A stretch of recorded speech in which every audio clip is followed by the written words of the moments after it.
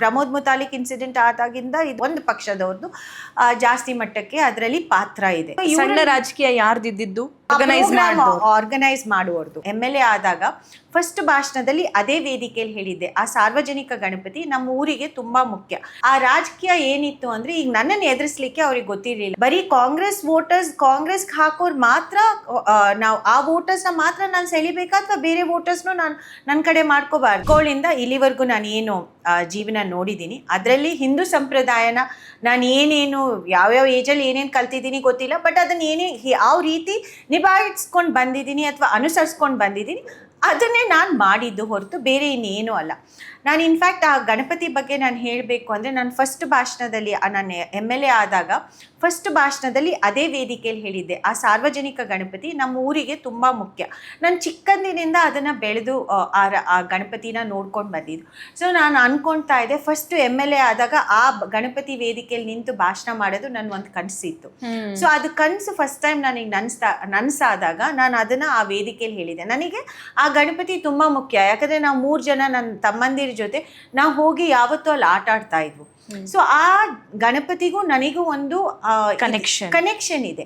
So ಅದಲ್ದಲೆ ಆಮೇಲೆ ಅದು ನಮ್ಮ ತಾಯಿ ಶುರು ಮಾಡಿದ್ದು, ಅವರು MLA ಆದಾಗ. ಆಮೇಲೆ ಅದು ಪಕ್ಷಗಳು ಚೇಂಜ್ ಆದಂಗೂ ಕಂಟಿನ್ಯೂ ಮಾಡ್ತಾ ಬಂದ್ರು ಆ ಪಕ್ಷಗಳು. ಬಟ್ ಈಗ ಏನಾಗಿದೆ ಅಂದರೆ, ಒಂದು ಸ್ವಲ್ಪ ಹಿಡ್ತಾ ಒಂದು ಪಕ್ಷಕ್ಕೆ ಆ ಗಣಪತಿ ನಡೆಸ್ಕೊಳ್ಳೋದು ಅಥವಾ ಆ ಸಂಘಟನೆನ ಮುಂದುವರ್ಸ್ಕೊಂಡು ಹೋಗ್ತಾ ಇದೆ. ಒಂದು ಪಕ್ಷದವ್ರದ್ದು ಜಾಸ್ತಿ ಮಟ್ಟಕ್ಕೆ ಅದರಲ್ಲಿ ಪಾತ್ರ ಇದೆ. ಬಟ್ ಆದರೆ ಕಾರ್ಯಾಧ್ಯಕ್ಷರು ಅದಕ್ಕೆ ಯಾವತ್ತೂ MLAನೇ, ಯಾಕಂದರೆ ಅದು ಸಾರ್ವಜನಿಕ ಗಣಪತಿ, ಟೌನಲ್ಲಿ ಇಡುವಂಥ ಗಣಪತಿ, ದೊಡ್ಡ ಗಣಪತಿ. ಸೊ ಅವ್ರು ಈ ಸಮಯ ಏನಾಗಿದೆ ಅಂದರೆ, ಅವ್ರದ್ದು ಒಂದು ಚಿಕ್ಕ ಮಟ್ಟದ ರಾಜಕೀಯ ಇತ್ತು ಅದರಲ್ಲಿ. ಅದು ಇಂಟ್ರೆಸ್ಟಿಂಗ್, ಅದು ತುಂಬ ಜನಕ್ಕೆ ಗೊತ್ತಿಲ್ಲ. ಆ ರಾಜಕೀಯ ಏನಿತ್ತು ಅಂದರೆ, ಈಗ ನನ್ನನ್ನು ಎದುರಿಸ್ಲಿಕ್ಕೆ ಅವ್ರಿಗೆ ಗೊತ್ತಿರಲಿಲ್ಲ, ಅಂದರೆ ನನಗೆ ಟೀಕೆ ಮಾಡಲಿಕ್ಕೆ ಅವರಿಗೆ ಅವಕಾಶಗಳನ್ನೇ ಕೊಟ್ಟಿರಲಿಲ್ಲ. ಅಥವಾ ಸಣ್ಣ ರಾಜಕೀಯ ಯಾರ್ದಿದ್ದು ಅವ್ರದ್ದೇ ಇದ್ದಿದ್ದು, ಅಂದ್ರೆ ಅದು ಪ್ರೋಗ್ರಾಮ್ ಆರ್ಗನೈಸ್ ಮಾಡುವವ್ರದ್ದು. ಅದನ್ನ ಹೇಗೆ ನನ್ನನ್ನ ಅಂದ್ರೆ ಹೇಗೆ ಇವ್ರನ್ನ ಸಿಕ್ಕಾಕ್ಸೋದು ಅಥವಾ ಹೇಗೆ ಇವ್ರನ್ನ ಅಂದ್ರೆ ಮಾಡ್ಬೇಕು ಅಲ್ಲ, ಅವ್ರು ರಾಜಕಾರಣನ ಬೆಳೆಸ್ಬೇಕು ಅಂತನೂ ಇದ್ರು. ಆ ಒಂದು ಗಣಪತಿ ಇಟ್ಕೊಂಡು ಅವ್ರು ಊರಿಗೆ ಹೋಗಿ, ಅದು ಆಕ್ಚುಲಿ ಹೋಬಳಿ ಮಟ್ಟದಲ್ಲಿ ಮಾಡುವಂತ ಗಣಪತಿ ಅಲ್ಲ, ಅದು ಟೌನಲ್ಲಿ ಅಂತ ಇಡುವಂಥದ್ದು. ಪ್ರತಿ ಊರಲ್ಲೂ ಗಣಪತಿ ಇಟ್ಟೇ ಇಡ್ತಾರೆ ನಮ್ಮ ಮೂಡಿಗೆರೆಯಲ್ಲಿ, ಬಿಕಾಸ್ ಗಣಪತಿ ಒಂದು ದೊಡ್ಡ ಹಬ್ಬ ಆಯ್ತಾ. ಅದ್ರ ಜೊತೆ ಈ ಗಣಪತಿ ಏನಿದೆ ಆ ಟೌನಲ್ಲಿ ಇಡೋ ಗಣಪತಿ, ಅದನ್ನ ಅವ್ರ ರಾಜಕೀಯಕ್ಕೆ ಸದ್ಬಳಕೆ ಮಾಡಲಿಕ್ಕೆ, ಅಂದರೆ ಅವ್ರ ಪಾರ್ಟಿನ ಇನ್ನೂ ಜಾಸ್ತಿ ಮುಂದುವರಿಸ್ಲಿಕ್ಕೆ ಏನು ಮಾಡಿದ್ರು, ಹೋಬಳಿ ಹೋಗಿ ಅಥವಾ ಗ್ರಾಮ ಪಂಚಾಯತಿ ಮಟ್ಟದಲ್ಲಿ ಹೋಗ್ಬಿಟ್ಟು ಪ್ರತಿ ಗ್ರಾಮ ಪಂಚಾಯತಿಯಲ್ಲಿ ಅಕ್ಕಪಕ್ಕದ ಗ್ರಾಮ ಪಂಚಾಯತಿ ಮೀಟಿಂಗ್ಸ್ ಮಾಡಿದ್ರು. ಯಾವತ್ತೂ ಅದು ಮಾಡಿಬಿಟ್ಟು ಅವ್ರ ಸಂಘಟನೆನ ಗಟ್ಟಿ ಮಾಡಿಕೊಡಿ, ಆ ಪಕ್ಷದ ಸಂಘಟನೆನ. ಇದರಲ್ಲಿ ಏನು ಮಾಡಿದ್ರು, ನಾವು ಒಂದು ಲೋಗೋ ಬಿಡುಗಡೆ ಮಾಡ್ತೀವಿ ಈ ಸತಿ ಅಂತ. ಆ ಗಣಪತಿನ ಸಾರ್ವಜನಿಕ ಗಣಪತಿ ಅನ್ನೋದನ್ನ ಅದಕ್ಕೆ ಮರುನಾಮಕರಣ ಮಾಡಿದ್ರು, ಹಿಂದೂ ಸಾರ್ವಜನಿಕ ಗಣಪತಿ ಅಂತ. Okay, no problem. ಆಮೇಲೆ ಹೇಳಿದ್ರು, ನಾವು ಲೋಗೋ ಬಿಡುಗಡೆ ಮಾಡ್ತೀವಿ ಅಂತ, ನೀವು ಬರಬೇಕು ಅಂತ. ನೀವು ಮತ್ತು ನಮ್ಮ MLC ಪ್ರಾಣೇಶ್ ಅಣ್ಣ ಬರ್ತಾರೆ ಅಂತ. ಆಯಿತು, ಬರ್ತೀನಿ. ಡೇಟ್ ತೊಗೊಂಡ್ರು, ಇಬ್ಬರದ್ದು ಡೇಟು ಅಂತ. ಪ್ರೋಗ್ರಾಮ್ದು ಲಾಂಛನ ಬಿಡುಗಡೆದು 2 ದಿವಸ ಮುಂಚಿತವಾಗಿ ಅವತ್ತು ಪ್ಯಾಂಫ್ಲೆಟ್ ಅಥವಾ ಅವರ ಫೋಟೋ ಯಾವಾಗ ಗೊತ್ತಾಯ್ತು? ಅದೇ 2 ಡೇಸ್ ಮುಂಚಿತವಾಗಿ. ಸೊ ನನಗೆ ಅದನ್ನ ಅವ್ರು ಹೇಳಿರ್ಲಿಲ್ಲ. ಸೊ ನಮ್ಮವ್ರೆಲ್ಲ ಬಂದ್ರು, ಅಯ್ಯೋ ಅಕ್ಕ ಪ್ರಮೋದ್ ಮುತಾಲಿಕ್ ಬರ್ತಾರಂತೆ, ನೀವು ಅಲ್ಲಿಗೆ ಹೋಗ್ತೀರಾ, ಹಂಗೆ ಮಾಡ್ತೀರಾ? ನಾನು ಹೇಳ್ದೆ, ಹೌದು, ನಾನು ಯಾಕೆ ಹೋಗಬಾರ್ದು ಅಂತ ಹೇಳಿದೆ. ಇದು ನಮ್ಮ ಸಾರ್ವಜನಿಕ ಗಣಪತಿ. ಈ ಗಣಪತಿ ಯಾವುದೇ ಒಂದು ಪಕ್ಷಕ್ಕೆ ಸೇರಿದ್ದಲ್ಲ, ಎಲ್ಲ ಪಬ್ಲಿಕ್ ಗಣಪತಿ. ಇದನ್ನು ನಾನು ಯಾಕೆ ಈ ವೇದಿಕೆನ ಹಂಚ್ಕೋಬಾರ್ದು?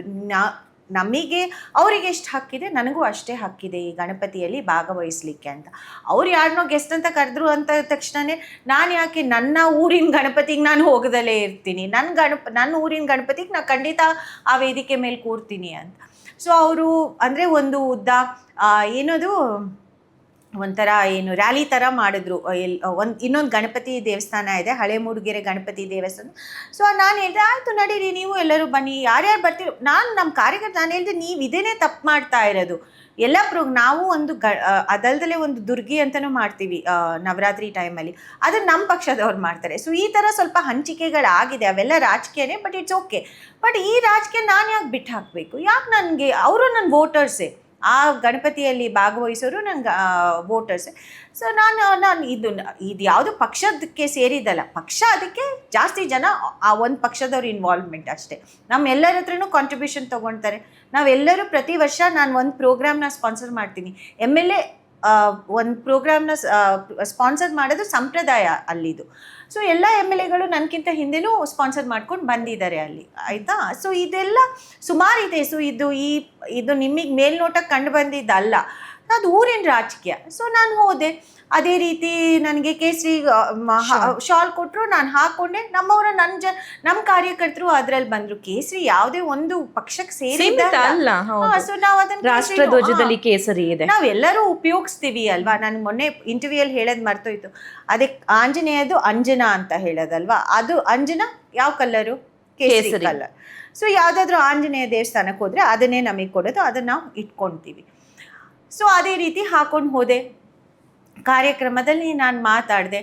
ನಾನು ಸ್ವಲ್ಪ ಈಗ ನಾನು ಪಾಲಿಟಿಕ್ಸ್ ಮಾಡಿ ಬಾವುಟದಲ್ಲೂ ಕೇಸರಿ ಇದೆ ಮೇಡಮ್. ಹೌದು, ನಮ್ಮ ಬಾವುಟದಲ್ಲಿ, ನಮ್ಮ ಪಕ್ಷದ ಬಾವುಟದಲ್ಲೂ ಕೇಸರಿ ಇದೆ. ಸೊ ನನಗೆ ಯಾವುದೂ ಇದಿರಲಿಲ್ಲ. ನಾನು ಹೇಳಿದೆ, ನನ್ನ ವೋಟರ್ಸ್ ನನಗೆ ಬರೀ ಕಾಂಗ್ರೆಸ್ಗೆ ಹಾಕೋರು ಮಾತ್ರ, ನಾವು ಆ ವೋಟರ್ಸ್ನ ಮಾತ್ರ ನಾನು ಸೆಳಿಬೇಕಾ ಅಥವಾ ಬೇರೆ ವೋಟರ್ಸ್ನು ನಾನು ನನ್ನ ಕಡೆ ಮಾಡ್ಕೋಬಾರ್ದ? ನನಗೆ ಮುಂದಿನ ಚುನಾವಣೆನೂ ಎದುರಿಸ್ಬೇಕು ಅಂದ್ರೆ ನೀವು ಚುನಾವಣೆ ದೃಷ್ಟಿಕೋನದಿಂದ ಹೋಗಿದ್ದು ಅಲ್ಲ, ಮಲ್ಟಿಪಲ್ ಅಲ್ಲ. ನಾ ಹೇಳಿದ್ನಲ್ಲ, ಇಷ್ಟೆಲ್ಲ ನನ್ನ ಕತೆ ಹೇಳಿದ್ನಲ್ಲ ಹಿನ್ನೆಲೆ.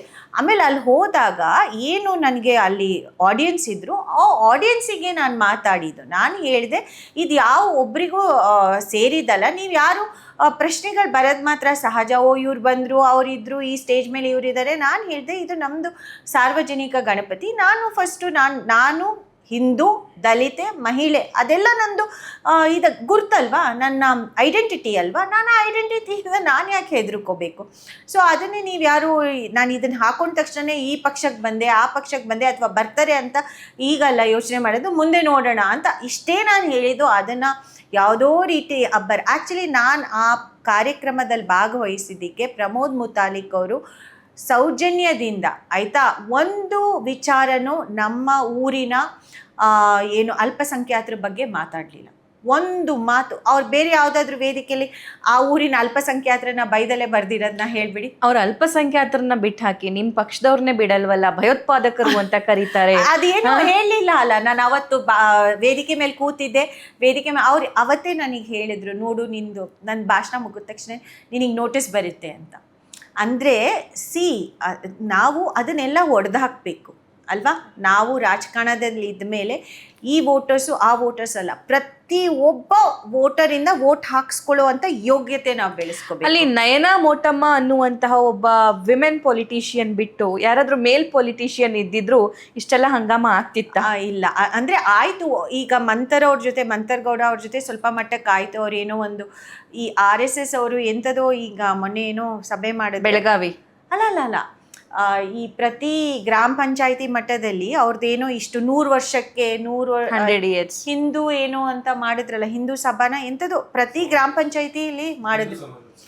ಹಿಂದೂ ಸಮಾಜೋತ್ಸವ, ಅದರಲ್ಲಿ ಅವ್ರು ಭಾಗವಹಿಸಿದ್ರು ಅಂತ ಸ್ವಲ್ಪ ಅದಕ್ಕೂ ಕಾಂಟ್ರವರ್ಸಿ ಆಯ್ತು. ಅಂದರೆ ಅವರು ಅಲ್ಲಿಗೆ ಹೋಗ್ತಾರೆ ಅದು, ಬಟ್ ಅಷ್ಟು ಸುದ್ದಿ ಆಗಿಲ್ಲ. ಬಟ್ ಅಂದು ಜಾಸ್ತಿ ಸುದ್ದಿ ಆಯ್ತು. ಯಾಕಂದರೆ ಅಷ್ಟೇ, ಭಾಷಣನು ಪ್ರಾಬಬ್ಲಿ ಹಾಗೆ ಇತ್ತು, ಮಹಿಳೆ. ಬಟ್ ನಿಮ್ಗೆ ಯಾಕೆ ಅದು ಬಂತು? ನಾನು ಕಾಂಗ್ರೆಸ್ ಅಲ್ಲಿ ಇದ್ದೀನಿ, ಬಿಜೆಪಿ ಎಲ್ಲಾದ್ರೂ ಹೋಗಬಹುದು, ಅಥವಾ SDP ಅದು ಪ್ರೀವಿಯಸ್ ಒನ್ನು, ಅದಕ್ಕೂ ಇದಕ್ಕೂ ತಾಳೆ ಹಾಕಿ ಇವಾಗ ಹರಿ ಬಿಡ್ತಿದ್ದಾರೆ. ಅಲ್ಲ, ಅದನ್ನ ಈಗ ಹರಿ ಬಿಡ್ತಾರೆ ಅಂದ್ರೆ ಆಗ ಎಲ್ಲರೂ ಸುಮ್ಮನಾದ್ರು. ನನಗೆ ಎಷ್ಟು ಮೆಸೇಜಸ್ ಬಂದಿರಬಹುದು ಅಂದರೆ ಅಷ್ಟಿಷ್ಟಲ್ಲ, ಪರ ವಿರೋಧ. ಆ್ಯಕ್ಚುಲಿ ನನಗೆ ಊರಿಂದ ಬಂದಿದ್ದು ಮ್ಯಾಕ್ಸಿಮಮ್ ಪರ ಮೆಸೇಜ್.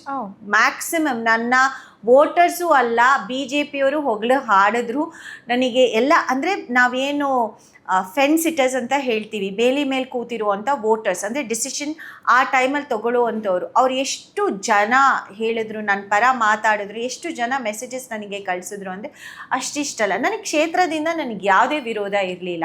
ಅದೇ ಕ್ಷೇತ್ರದಲ್ಲಿರುವಂತಹ ಒಂದಿಷ್ಟು ನಾಯಕರೇ ಹೋಗಿ ಕಂಪ್ಲೇಂಟ್ ಕೊಟ್ಟಿದ್ದು ಅನ್ಸುತ್ತೆ. ಆಮೇಲೆ 1-2 ದಿವಸ ಬಿಟ್ಬಿಟ್ಟು ಆಮೇಲೆ ಜ್ಞಾನ ಬಂತು, ಈ ಅವಕಾಶನ ನಾವು ಯೂಟಿಲೈಸ್ ಮಾಡ್ಬೋದು ಇವ್ರ ವಿರುದ್ಧ ಅಂತ. ಅಲ್ಲಿವರೆಗೂ ಏನು ಯಾರು ಉಸಿರು ಬಿಟ್ಟಿರ್ಲಿಲ್ಲ. ಅಂದ್ರೆ ಎಲ್ಲರೂ ಬೇಷ್ ಅಂತಿರುವಾಗ ಆಮೇಲೆ ಕಂಪ್ಲೇಂಟ್ ನೆನಪಾಯ್ತಾ? ಆಮೇಲೆ 2 days ಆದ್ಮೇಲೆ ಆಕ್ಚುಲಿ ಅದು ಯಾವುದೇ ಒಂದು ಸಮುದಾಯಕ್ಕೆ ಹಾನಿ ತರುವಂಥದ್ದು ಅಥವಾ ಅವರಿಗೆ ಅವರ ವಿರುದ್ಧವಾಗಿ ನಡೆದಂಥ ಕಾರ್ಯಕ್ರಮನೇ ಅಲ್ಲ ಆ್ಯಕ್ಚುಲಿ. ಅದು ಅದನ್ನು ಆ ರೀತಿ ಪ್ರೊಜೆಕ್ಟ್ ಮಾಡಿದ್ರು. ಅದು ಬಿಕಾಸ್ ಏನು ಗೆಸ್ಟ್ ಇದ್ರು ಅವರಿಗೂ ಅವ್ರು ಯಾವತ್ತೂ ಪ್ರಚೋದನಕಾರಿ ಭಾಷಣಗಳು ಒಂದು ಸಮುದಾಯದ ವಿರುದ್ಧ ಮಾಡ್ತಾರೆ ಅಂತ. ಬಟ್ ಆದರೆ ಆ ವೇದಿಕೆಯಲ್ಲಿ ಅವ್ರು ಮಾಡಲಿಲ್ಲ. ಅವ್ರು ಮಾಡಿದಿದ್ರೆ ಅದು ಬೇರೆ ಆಗ್ತಾ ಇತ್ತು. ನಾನು ಇದ್ದ ಕಾರಣಕ್ಕೆ ಅವ್ರು ಮಾಡಲಿಲ್ಲ ಅಂತ ನಾನು ಅನ್ಕೊತೀನಿ.